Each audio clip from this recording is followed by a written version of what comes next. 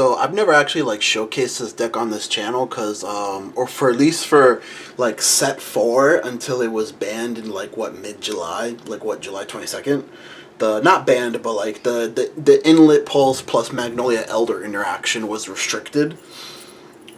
I was just like, you know, like, hey, like, everyone's playing this deck. Like, everyone and their mama was playing this deck. And I was like, what's the point in, like, putting out a profile? And, like, to be honest with you, I still don't have that, I forget its name every time, the Green Fox promo. But now that Inlet Pulse is banned, you don't really need it anymore. So I rebuilt the deck, and if you've seen my match videos on the channel, like, this deck is not dead. Like, I've done some minor change, well, not minor, like, I like completely overhauled the deck after that tournament because I realized what was wrong with it and what it needed in this current format. So let's get onto the deck profile. First things first, I'm using the Magnolia ride line versus any other ride line. Number one, if I was using the Flagberg ride line, it would only get me out 1 unit. And if I was using the, what's his name? If I was using the token ride line, then it would get me out 2 tokens, yes. But I would eventually end up just calling over the tokens, so the tokens became essentially useless. So, and the reason I'm not using the Zorga ride line, which most people use the Zorga ride line, is because I'm not really running that many orders because it's not really necessary. Like, this type of deck, at least right now, because you just can't abuse your Inlet Pulse interactions, it's just more focused on filling up your board for as cheaply as possible. And you really need, like, you need unit cards over order cards. Like, the only order card I'm running is the Magnolia Grade 0 order card. And I'm only running it, like, at 2 copies. But let's go on to the deck list.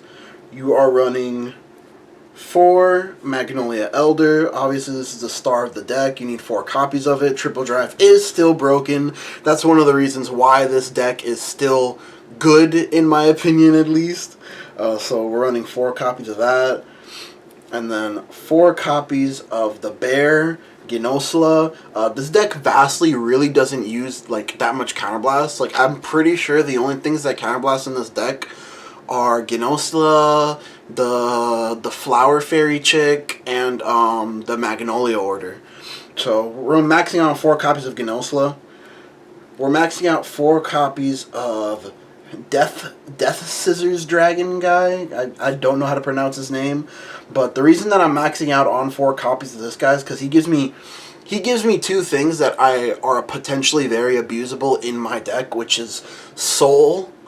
And it's at the end of turn instead of the grade 1, which is mid battle, but like, it's a grade 1, but this is just way better because it's a grade 2, and I'm able to intercept from the back row with Elder's ability if I decide not to use its skill versus the grade 1. But he gives me 2 things in my deck that, like, I really abuse, which is Soul and Counterblast. Even though I said that I really don't have a lot of cards that Counterblast, if I have like 2 Genoslas in the back row, that's 2 Counterblast a turn.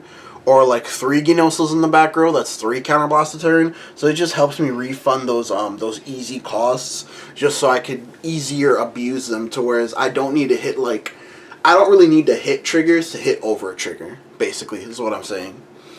Then we're running 4 copies of Alvan.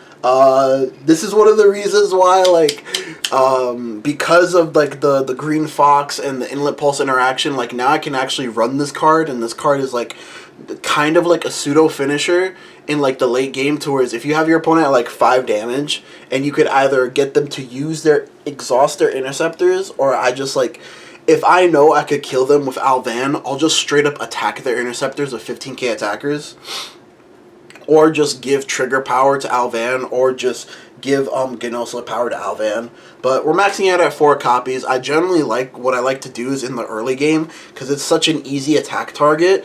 Whether if I'm going first or second, I'll try to commit at least 1, just to try and hit my opponent in the mouth as early and as fast as possible. And most people don't like leaving this card on board, so they'll either retire it or attack into it. And then 4 copies of the DPG. Really not really much to talk about right there. It's the DPG, you know. You of course want to run maximum copies of it. But getting on to this little, what is this, like, This is like a 10 card engine, right? Yeah, this is like a little 10 card engine. This is like the main focus of the deck, to where it's like I changed it to like be more focused on graveyard recursion and filling up a board for like as easily and as cheaply as possible. So we're playing 4 copies of Panthero. Panthero is one of the best cards in this deck. Even though you do need another Panthero for Panthero to be live, like still, Panthero is just really good in this deck. It's like on your Magnolia Elder turns, it's a 19k hitter. Even on your like grade 3 turns, it's 14k by itself, which is like really good. So that's why we're maxing out 4 copies of Panthero. And I'm playing 2 copies of, what's this guard's name? Elania. Now, Elania can only be used from hand, but basically it can get any grade 2 or less from your drop zone. And as you can see, we're running like all our units basically damn near are grade 2 or less. So I'm not running her at maximum copies, just feel like it's not necessary. I feel like more than 2 or like maybe even 3 can clog. So I'm just playing her at the 2 copies. If I draw into it, I have it there to need it, just that extra call on top of the Panthero and on top of the other cards that I play. So I am playing, this is technically 2 copies of Maple. So I run 1 Maple and then I run 1 Usurp Dragon. Now, what I'm saying is this is technically 2 copies of Maple is because Usurp Dragon has exactly the same effect as Maple. When you ride a grade 3 or greater Vanguard, you could superior call it from the drop zone. It's exactly the same effect as Maple. So I was thinking like, I really liked running only 1 Maple in my Magnolia list. How can I run a second copy of Maple, but without making that second copy of Maple dead if I do happen to draw into it? So I was like, ooh, Usurp Dragon. Usurp Dragon is essentially the same thing. So for me, this is like the personally just like playtesting the deck and what you've seen at tournament. I was only running 1 Maple and it just seemed like the perfect ratio for me. I never felt like I needed more than 1. Like if I had it, I had it, and if I didn't have it, then I didn't really feel too bad about it. But like I said, this is like, let me move this right over here. These cards right here are more or less my recursive engine of the deck, to where if I am playing against, let's say like Gravidia, because that's still a very popular tier 1 deck at the time, or any other deck that just likes to attack rear guards, or like swinging to my rear guards, retire rear guards, or even if I have to intercept away my rear guards, because Magnolia Elder does give me that ability to intercept from the back row, I'm just able to like very easily replenish my board, because this is essentially how you win the mid to late game. Is you just have like a full board and you're able to hit your opponent in the mouth 6 times, and if you do that long enough, they'll eventually hit 5 damage, to whereas they can't guard for all those attacks. But and then we're playing 2 of Wild Intelligence. I feel like 2 Wild Intelligence is perfect. I don't feel like I need any more. 3, like I said, like the same with Elania. I feel like more copies would clog, to whereas this is more or less, for me at least, the perfect ratio, to whereas when I do draw into it, my goal more often than not is to use this at least once. Same with Elania. If I use this at least once, then it's fulfilled the purpose that I put it in the deck for.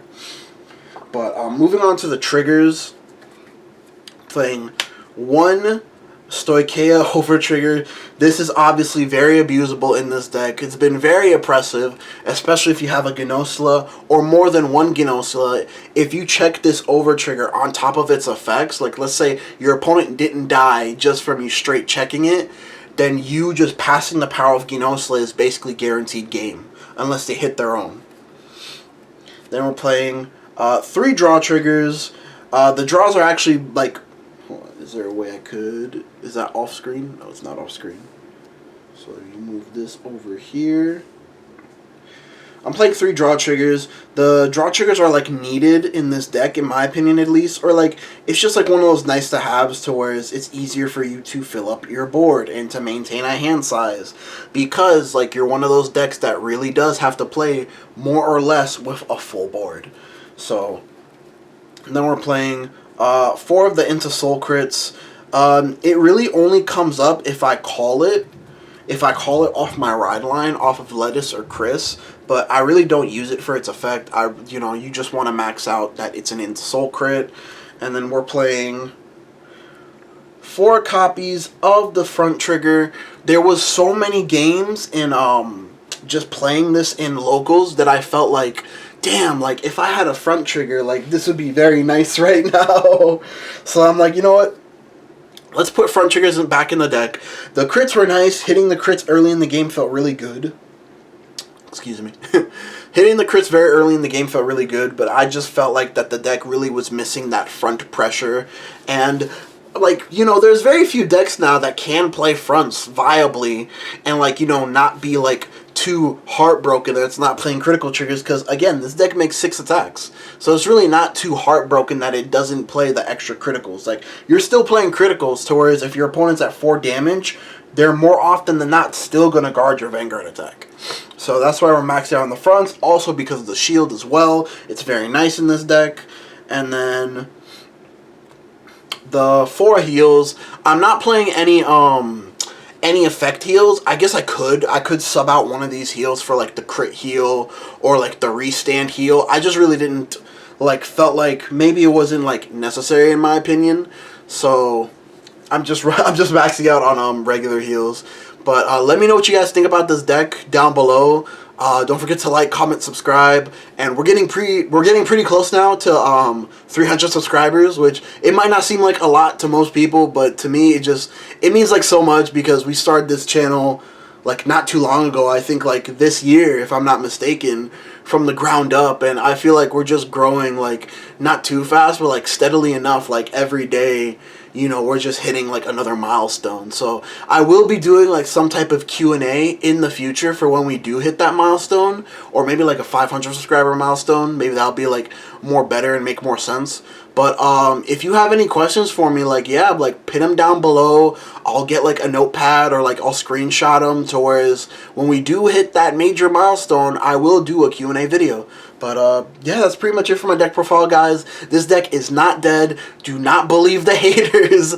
This deck is not dead at all. This deck is still viable in my opinion. Triple Drive is a broken mechanic. Grade 4's broken mechanic. That's why Bushiroad doesn't want to support it anymore. Later.